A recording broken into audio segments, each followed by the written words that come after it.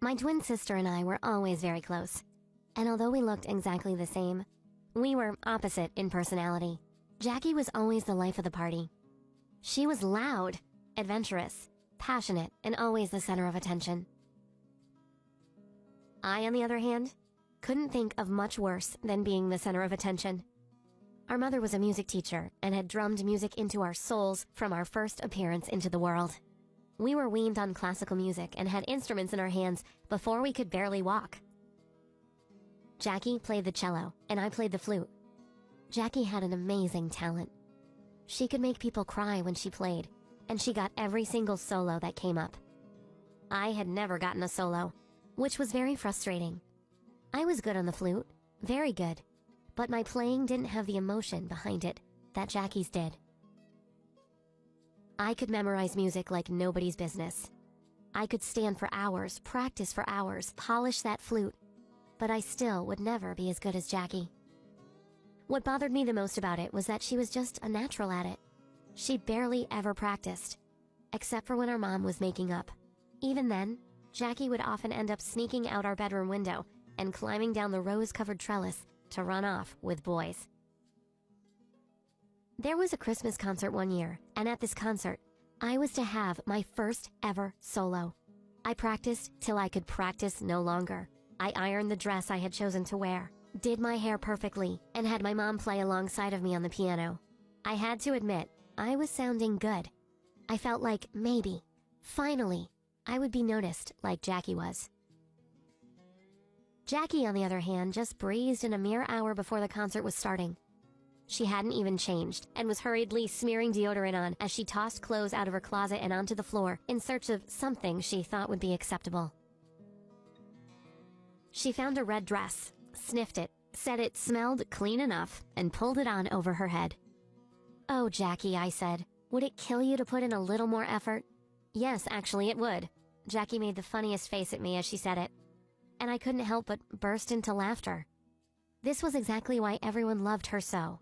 She never worried about a thing, and somehow it seemed to work out for her. That night at the concert, there were some local scouts from the music school in the audience. My mother had known about it but didn't mention it to us as she knew it would make me too nervous. After the concert, with both successful solos, we were approached by a scout. To my great surprise, he wanted both of us. Jackie was pleased and went through the motions of how grateful she was for the opportunity. She was nothing if not charming. I cried tears of joy into my pillow that night.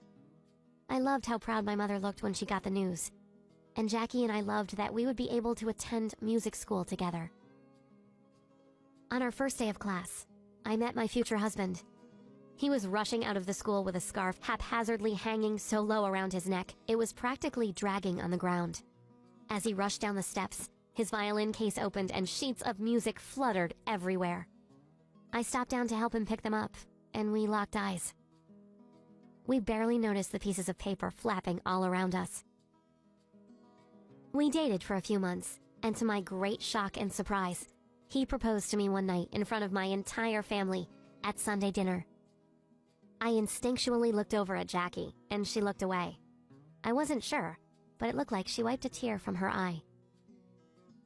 That night when we were going to bed, Jackie confessed to me that she didn't want me to get married. She was worried it would split us up. Really though, I had to wonder if what was really bothering her was that I had gotten engaged first. When Kip and I first started dating, Jackie seemed jealous, like she wanted him for herself. I must say, they would have been better suited. Kip was very handsome and charming. He, like Jackie, was always the life of the party. I was still a little shocked that he had picked me, but he said he loved my quiet, awkward way. I decided to give up music school to move to the country with Kip and start a family. We had 3 children, chickens, a classic farmhouse, and couldn't have been happier. Jackie had done well for herself and married a famous pianist. Together, they toured the country writing and playing music together. Their wedding was on the front page of our local paper. Not that mine had been, but I didn't care. My life had turned out perfectly, and I was just happy that Jackie was happy too, and that we had been able to remain close over the years.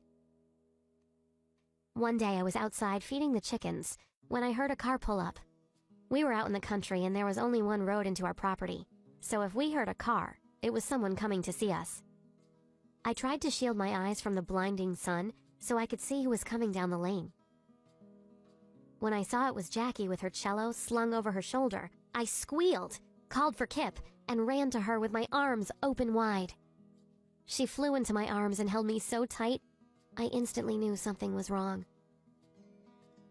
I pulled back from her and could see she had tears in her eyes. I put my arm around her, grabbed her case, and we headed inside.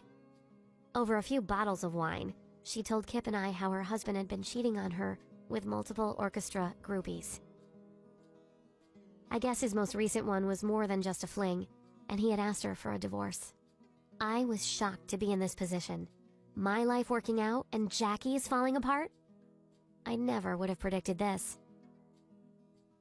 Jackie asked if she could stay with us for a while, and before even asking Kip, I said of course she could stay, for as long as she wanted. Kip had a thing or two to say about it later in private, asking how long as she wanted, was likely to turn out. Those months were sweet. Me, Kip, Jackie, and the kids were a complete family. We had fun together and were so comfortable. On our country walks, we took pictures, and Kip would pick each of us up and spin us around. I couldn't help but feel a twinge of jealousy when Jackie's twirl seemed to last a touch longer than mine. And I saw Jackie's eyes linger on Kip as he moved onto the next in line. That night, Kip went into town for a late-night drink with friends, and Jackie and I sat in front of the fire with our nightly bottle of wine. She moaned a little and rubbed her back, saying she was having a hard time sleeping on the mattress in the guest room. I offered her me and Kip's bed that night to help her back. After she went into our room, I left a note taped to the outside of the door for Kip telling him that I was in the guest room. I slept soundly that night until I heard a curse and a bang in the wee hours of the morning. I sat up to realize that Kip wasn't lying next to me. I tiptoed out into the hall, not wanting to wake the kids, just in time to see Kip exiting Jackie's room with nothing on. I stood staring at him, stunned, and he shook his head and said, "Hillary, what did you do?" I said, "What on earth do you mean, what did I do? What did you do?" I could hear Jackie stirring inside and shoved the door open. "Did you really do what I think you did?" I asked her. She gave me that innocent look she was famous for when she knew she had messed up and said, "Oh, Hills, I thought you wouldn't mind. We've always shared everything. I just assumed you had told him to come in here because you knew I was sad. You've always been so good that way." Kip was standing there, looking like he was about to throw up, for several reasons. I told Jackie that she was to pack up her things that very day and leave. As awful as what she'd done was, it was still hard for me to be mad at her, and even harder to kick her out. She left that afternoon, and didn't even look back down the lane. When I got a call 2 months later, it was the first time we'd spoken since the incident. She told me that she was pregnant, and that Kip was the only one she'd been with. Well, didn't that just beat all? Kip was the first time I had won. The first time someone wanted me instead of Jackie. And she had gotten her piece anyway. It took a while for me to forgive Kip, but he really didn't know what he was doing. Jackie was another matter. I hope one day to be close with her again, but that day is a long way off. To watch more animated story videos like this, hit that subscribe button. And tell us in the comments section what you thought about this story.